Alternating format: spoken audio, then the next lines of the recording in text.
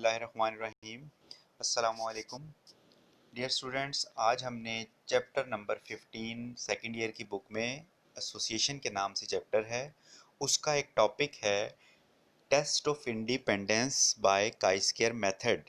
यानी chi square एक formula है, एक फंक्शन है जिसकी मदद से हम एट्रीब्यूट्स यानी क्वालिटेटिव वेरिएबल के दरमियान रिलेशनशिप को टेस्ट करेंगे कि आया दो क्वालिटेटिव वेरिएबल्स एक दूसरे पर डिपेंड करते हैं या इंडिपेंडेंट हैं।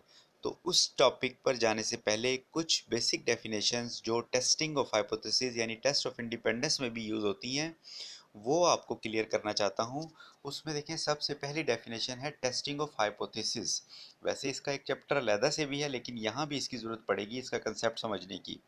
टेस्टिंग ऑफ हाइपोथेसिस जो है a method which tells us to decide on the basis of sample data whether to accept or reject a statement or assumption about the population parameters is called testing of hypothesis। अब देखें, testing of hypothesis की definition में क्या बताया कि ये वो method है जिसमें हम किसी भी स्टेटमेंट या एजम्पशन, यानी एजम्पशन होता है मफरूज़ा, एक मफरूज़ा आप बनाते हैं, उसको टेस्ट किया जाता है और बाद में फिर डिसाइड किया जाता है कि ये जो आपकी एजम्पशन है ये सही है या गलत है। आमतौर पर हम पॉपुलेशन पैरामीटर को टेस्ट किया करते हैं, पिछले टॉपिक्स में, पिछले चैप्टर्स में वहाँ पॉपुलेशन पैरामीटर अज्यूम किए जाते हैं और उनकी वैल्यूज़ को टेस्ट किया जाता है कि आया पॉपुलेशन की वैल्यूज़ इतनी है या नहीं, और किस बेस पे, सैंपल की बुनियाद पर ये डिसीजन होता है। तो ये तो है टेस्टिंग ऑफ हाइपोथेसिस। इसके बाद जो स्टैटिस्टिकल हाइपोथेसिस है ये भी वही चीज़ है तकरीबन, लेकिन इसको मखसूस कर दिया स्टैटिस्टिकल हाइपोथेसिस, यानी ये स्टेटमेंट और assumption about the population parameter which may or may not be true. यानी अब अजम्पशन वही चीज़ है कि मफरूज़ा जो हम पॉपुलेशन पैरामीटर के बारे में अज्यूम करते हैं जो ट्रू भी हो सकता है और नहीं भी हो सकता। यानी अजम्पशन यही है कि एक फ़र्ज़ की हुई बात है। जैसे हम कह सकते हैं कि कल बारिश होगी, तो बारिश हो भी सकती है और नहीं भी हो सकती, ये एक एजम्पशन है। फॉर एग्जांपल, फिर इसमें एग्जांपल है एजम्पशन की कि whether the coin is unbiased, कि कॉइन अनबाइज्ड है या नहीं, ये एक एजम्पशन हो सकती है। इसको सैंपल की बुनियाद पर टेस्ट किया जाएगा। इसी तरह सेकंड एग्जांपल है whether the machine A is better than machine B, यानी दो मशीन है, उसको हम एक अज्यूम कर रहे हैं कि मशीन ए जो है वो मशीन बी से बेटर है। ये एक अजम्पशन है, यानी एक मफरूज़ा है, इसको सैंपल की बुनियाद पर टेस्ट करेंगे और लास्ट में कंक्लूजन निकालेंगे कि कौन सी मशीन बेटर है।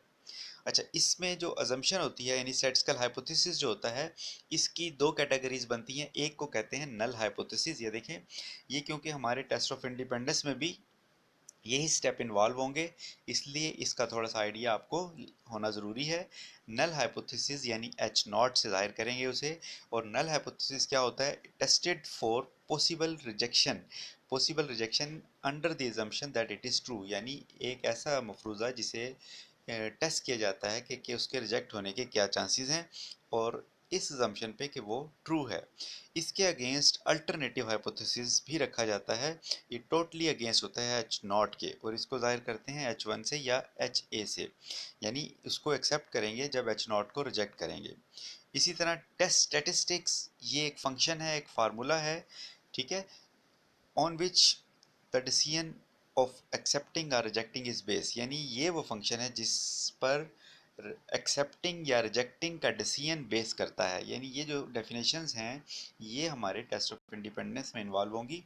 इसके बाद एक और डेफिनेशन है लेवल ऑफ सिग्निफिकेंस, इसको कहते हैं अल्फा। अब ये है क्या चीज़? ये है प्रोबेबिलिटी यानी chances of rejecting the true null hypothesis. यानी हमने एक सही न, क्योंकि हम ये सारा प्रोसीजर अडॉप्ट करेंगे, उसके बाद हम डिसीजन लेंगे कि हमने जो अजम्पशन बनाई थी टेस्ट ऑफ इंडिपेंडेंस के बारे में या एट्रीब्यूट के बारे में, फ़र्ज़ करें आप उसे रिजेक्ट करते हैं, तो हमारे पास लेवल ऑफ सिग्निफिकेंस ये गिवन होगा, या हम चॉइस करेंगे।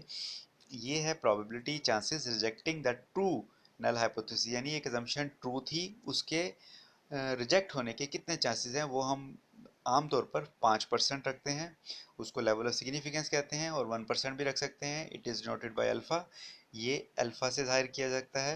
यानी अगर आपने 5% रखे हैं तो इसका क्या मतलब है? It mean we could be wrong at 5% और 1%, यानी हम 5% या 1% गलती कर सकते हैं।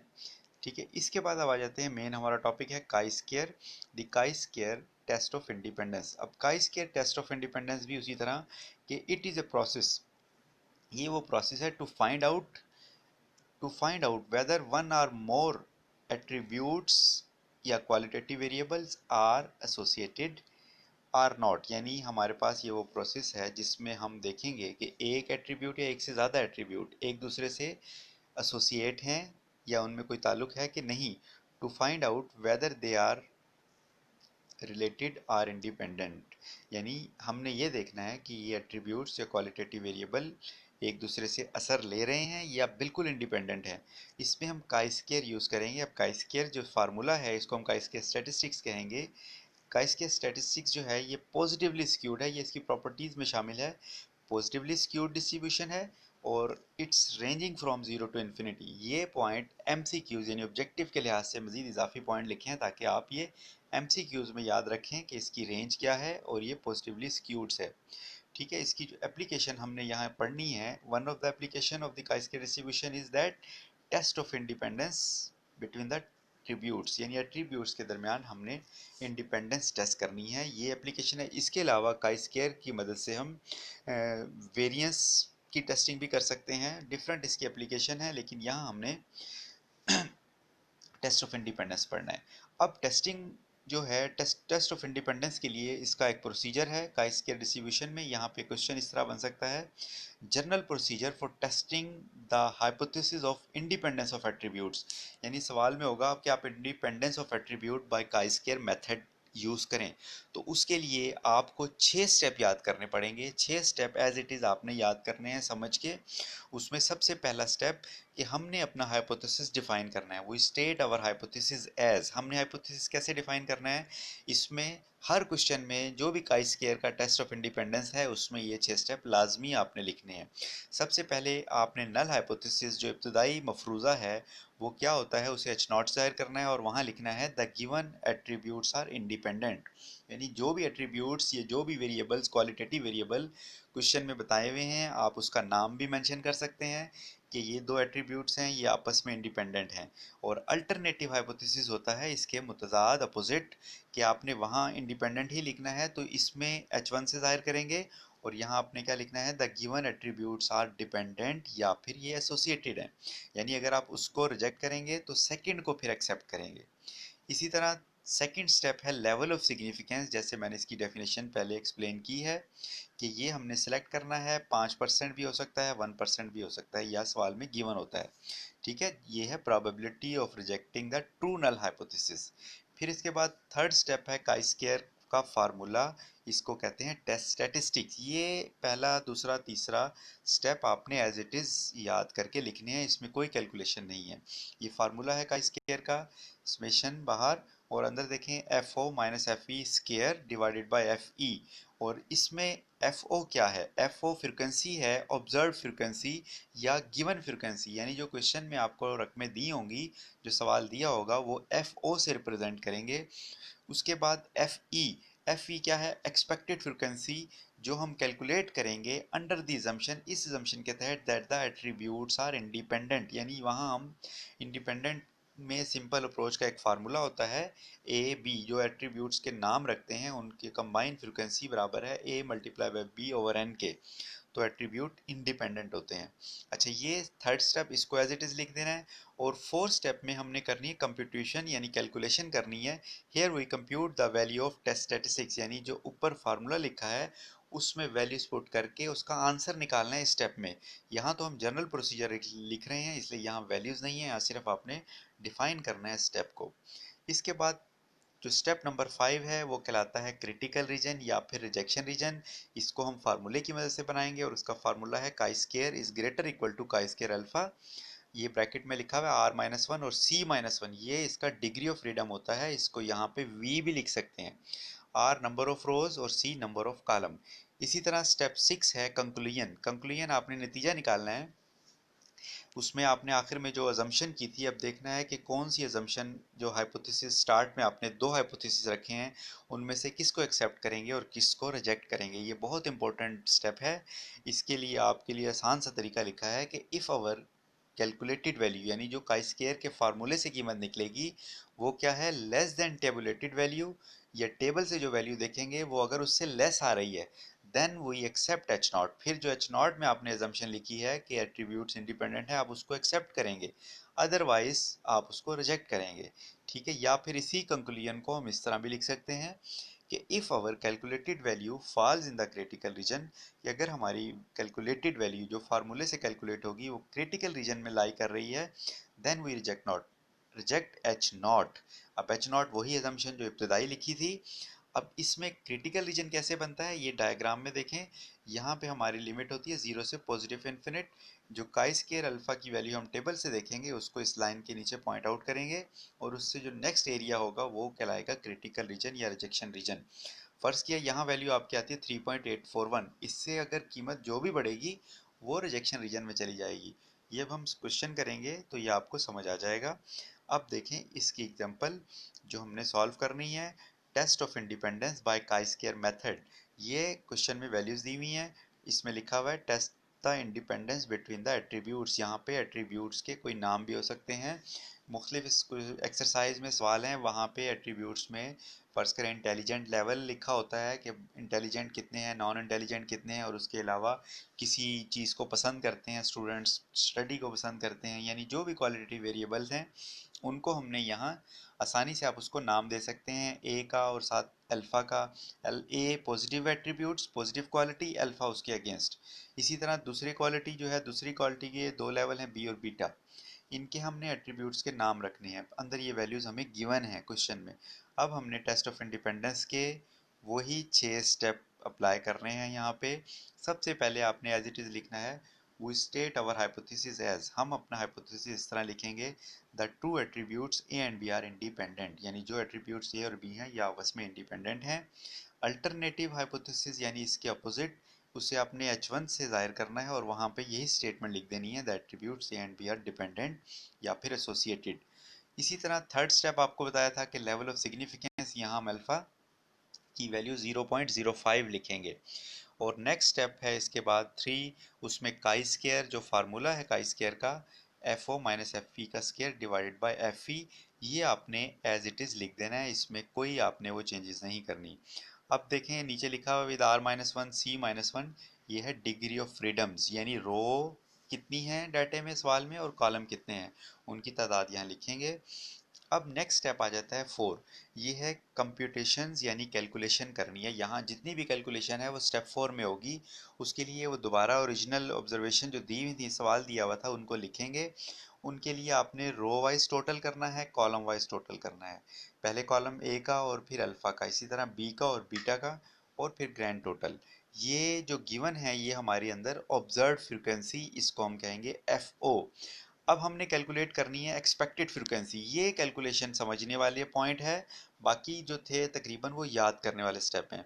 यहाँ आपने कैलकुलेशन कैसे करनी है, इसमें हम एक्सपेक्टेड फ्रीक्वेंसी यानी एफ ई मालूम कर रहे हैं।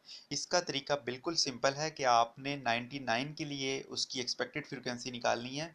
तो 99 के सामने रो में क्या आ रहा है टोटल, 135, और उसके नीचे कॉलम में टोटल आ रहा है 119। इन दोनों को आपने मल्टीप्लाई करना है और इन सब का जो ग्रैंड टोटल है 160, उस पर डिवाइड करना है। ये देखें यहाँ ये सारा सॉल्व किया हुआ है, इस पहले का आंसर आ रहा है 100.41। इसी तरह नीचे आएंगे 20 के लिए, उसके सामने जो टोटल है 25 और नीचे 119। ये देखें यहाँ 25 मल्टीप्लाई बाय 119 डिवाइडेड बाय 160, इसका आंसर आ रहा है 18.59। ये इसी तरह 36 के लिए उसके सामने जो टोटल आ रहा है, टोटल लेना है, नीचे वाला टोटल और सामने रो वाला टोटल, और डिवाइडेड बाय ग्रैंड टोटल। ये बिल्कुल आसान सा फार्मूला है, इसको आप करके देखेंगे तो ये मेथड आपको समझ आ जाएगा। अब आपने ये एक्सपेक्टेड फ्रीक्वेंसी एफ ई भी कैलकुलेट कर ली, यानी कैलकुलेशन के स्टेप में ये काम हमने करना है। इनके टोटल भी आप चेक कर लेंगे, ये टोटल सेम आएंगे ऑब्जर्व फ्रीक्वेंसी के तकरीबन, ग्रैंड टोटल भी इनका सेम ही होगा।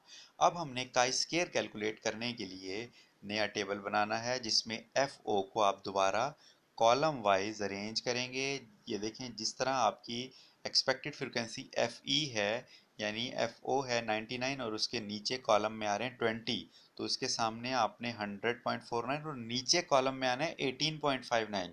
यानी अगर आप एफ ओ को कॉलम वाइज लिख रहे हैं तो एफ ई को भी आपने कॉलम वाइज ही लिखना है। ये देखें, यहाँ हमने कॉलम में अरेंज कर लिया 99, 20, 36 और 5।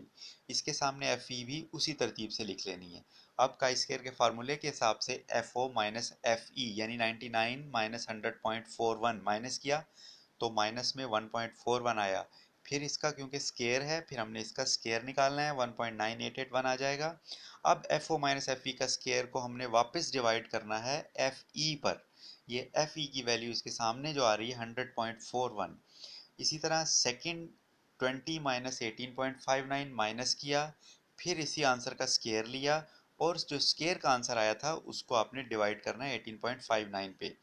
इसी तरह थर्ड फ्रीक्वेंसी एफ ओ 36 है और 5 है, ये भी आपने माइनस करने के बाद स्केयर लेने के बाद वापस एफ ई पे डिवाइड करेंगे तो ये काई स्केयर कैलकुलेटेड का आंसर आ गया हमारा 0.4949। अब आ गया क्रिटिकल रीजन। क्रिटिकल रीजन वही जो हमने जनरल प्रोसीजर में लिखा था उसी तरह आपने यहाँ पे फार्मूला लिखना है कि chi square is greater equal to chi square alpha R minus one और सी माइनस वन। आर हमारे पास number of rows, C number of column, यानी नंबर ऑफ रोज भी 2 थे और कॉलम भी 2 थे हमारे पास, तो 2 माइनस वन और 2 माइनस वन यहाँ लिखेंगे। फिर अब ये काई स्क्वायर अल्फा ये हमने टेबल से देखनी है। ये काई स्क्वायर के टेबल में इसकी वैल्यू है, वो अभी मैं उसका भी तरीका बताता हूँ कि अल्फा की कीमत 0.05 और टेबल वैल्यू 1 में देखेंगे तो आंसर आएगा 3.84।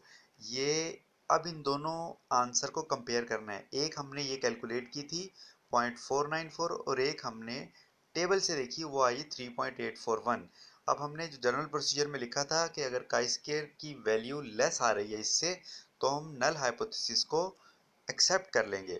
अब हमने कंक्लूजन वाले स्टेप में यही बात लिखनी है कि as our calculated value less than table value, हमारी कैलकुलेटेड वैल्यू जो टेबल वैल्यू से लेस आ रही है तो हमने क्या करना है, then we accept H naught. फिर हमने एच नॉट को एक्सेप्ट करना है। तो इसका क्या मतलब हुआ, it means that the attributes A and B are independent, क्योंकि हमने एच नॉट में लिखा था कि एट्रीब्यूट्स ए एंड बी जो है वो इंडिपेंडेंट हैं।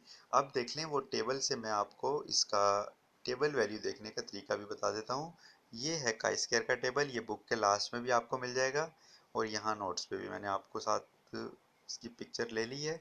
अब ये देखें ऊपर लिखा हुआ है अल्फ़ा और ये साइड पे लिखे हुए डिग्री ऑफ फ्रीडम के आंसर। आपने अल्फ़ा के सामने आना है 0.05 पर और डिग्री ऑफ फ्रीडम क्योंकि रोज़ हमारे पास 2 थी, कॉलम भी 2 थे, तो 2 माइनस वन 2 माइनस वन 1 आया। अब ये देखें 1 के सामने 0.05 के नीचे 3.841 है, ये टेबल वैल्यू है।